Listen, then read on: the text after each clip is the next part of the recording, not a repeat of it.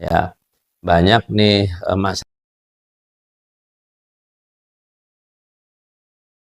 masyarakat yang melakukan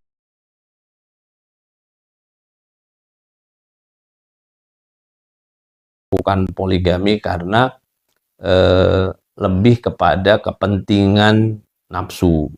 Ya, ya kan kalau Rasulullah Shallallahu Alaihi Wasallam itu melakukan menikahi beberapa wanita itu bukan karena nafsu, sama sekali tidak ada. Kalau dicek mau siapapun istrinya tidak ada, semuanya janda kecuali Aisyah kan menikahi, dan beliau benar-benar ketika menikahi itu pasti ada latar belakang kenapa menikahi eh, wanita itu. Nah, itu yang harus dicatat. Kalau toh menolak ya nggak apa-apa, itu kan tawaran, ya kan? Diterima boleh, nggak diterima pun juga boleh. Namanya juga orang nawarin.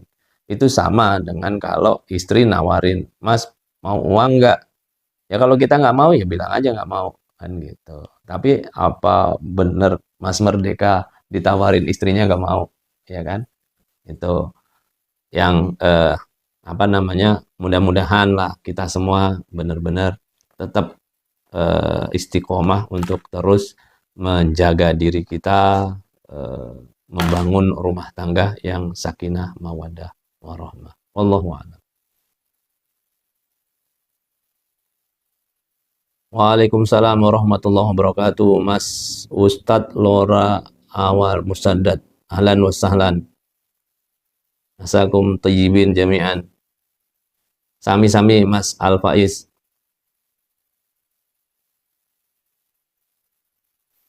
Mas Arif Rahman. Waalaikumsalam warahmatullahi wabarakatuh.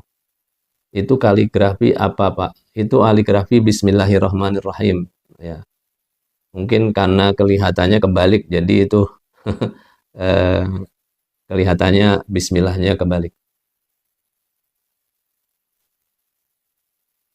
Ahlan wasahlan Mas Arif Rahman. Terima kasih sudah menjadi eh, pengikut setia ya. Mudah-mudahan Allah balas dengan kebaikan dan kebaikan di dunia maupun akhirat. Baik, teman-teman langsung saja kita bahas tentang menguburkan jenazah ya. Yang kita pelajari malam hari ini adalah eh, fikih Imam Syafi'i. Fikih Imam Syafi'i ini judul aslinya Al-Fiqhu Asy-Syafi'i Al-Muyassar, ditulis oleh Profesor Dr. Wahbah Zuhaili. Ya, beliau seorang ulama Timur Tengah, Allah yarham, sudah meninggal dunia, dan alhamdulillah saya diberi kesempatan untuk beberapa kali menemani beliau, dan luar biasa ilmu beliau ya. Mas Pildi Lubos, keren. Alhamdulillah, terima kasih. Mudah-mudahan ada manfaat yang bisa diambil, dan saya berharap ini menjadi ilmun yuntafa'u bihi. Terima kasih, Mas Pildi Lubos. Masya Allah, ahlan wa sahlan, Mas Arif Rahman. Alhamdulillah. Baik, teman-teman, saya kemarin sudah membacakan Arabnya ya. Sekarang insya Allah saya langsung untuk mereview pemahaman kita tentang bagaimana cara menguburkan jenazah ini langsung dengan pakai bahasa Indonesia saja. Mudah-mudahan eh, bisa gampang difahami. Baik. Kita awali belajar kita dengan baca basmalah, Bismillahirrahmanirrahim. Nanti kalau ada pertanyaan, teman-teman silahkan. Mengubur jenazah. Mengubur jenazah itu hukumnya fardu kifayah, sebagaimana keterangan di depan, dan jenazah lebih afdol dikubur di pemakaman. Ya. Jadi mengubur jenazah hukumnya fardu kifayah. Fardu kifayah kalau sudah dikerjakan oleh satu orang, maka eh,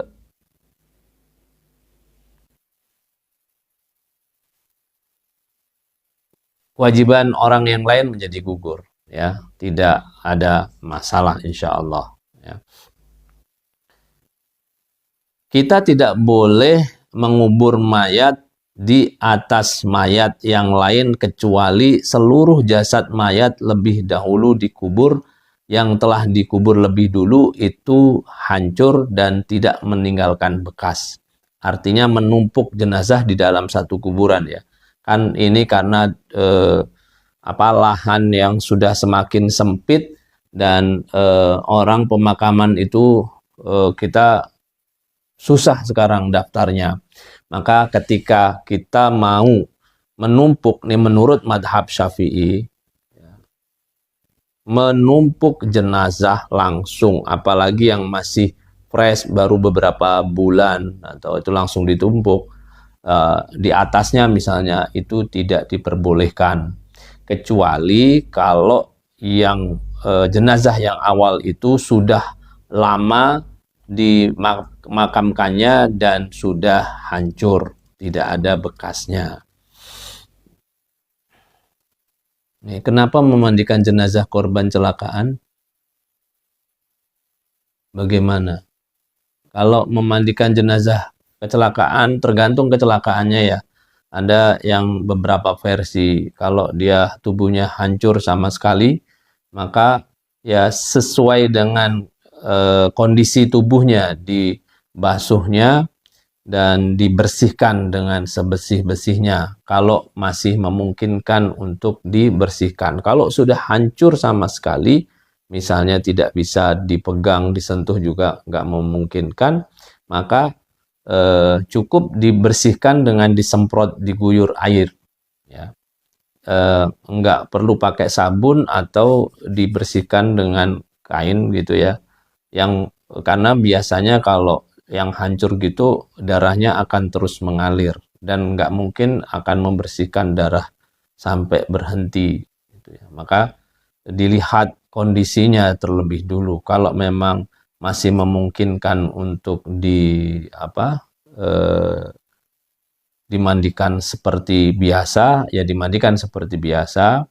Tapi kalau sudah hancur tubuhnya, terpotong-potong misalnya, dan terus mengalirkan darah, nah itu yang juga harus hati-hati ya, supaya semua bagian termasuk kotoran-kotoran atau najis-najisnya itu bisa terhilangkan. Kalau benar-benar hancur dan kemudian tidak memungkinkan untuk kita basuh atau kita menggunakan sabun dan lain sebagainya, maka cukup disemprot saja. Wallahu a'lam. Baik, saya lanjutkan. Tidak boleh mengubur menurut Syekh Islam Zakaria Al-Ansari ya. Dan beliau menilai ini hukumnya makruh atau memakruhkan.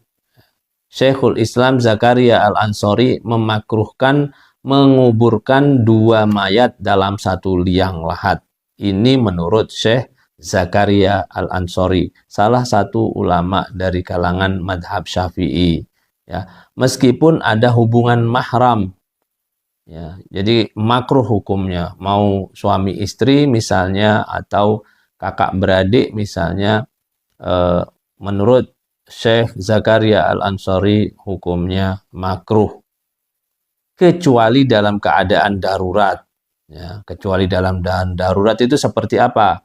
Seperti banyaknya terjadi pembunuhan atau ada bencana. Artinya ketika terjadi perang ya, dalam kondisi perang dan banyak yang meninggal dunia dan tidak mungkin kalau korban perang misalnya kayak di Gaza yang jumlahnya sampai 40-50 ribu begitu, kan nggak mungkin dikuburkan satu-satu karena akan memakan tempat, sehingga disatukan dalam beberapa makam, dan di dalam makam itu dimakamkan beberapa orang, maka itu dibolehkan ya, itu dalam keadaan darurat. Kalau tidak dalam keadaan darurat, maka hukumnya makruh.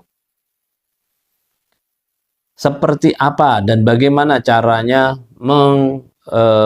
menguburkan dua jenazah dalam satu liang lahat? Caranya adalah dengan membuat penyekat dari tanah antara mayat satu dan mayat lainnya. Jadi diberikan sekat, misalnya satu dikasih lobang, dibuatkan lobang di dalam kuburan itu, dibuatkan lahat yang dipisahkan dengan kayak tembok, tapi tembok tanah begitu. Ya. Antara mayat laki-laki dan perempuan dibuatkan penyekat yang lebih tebal. Ya.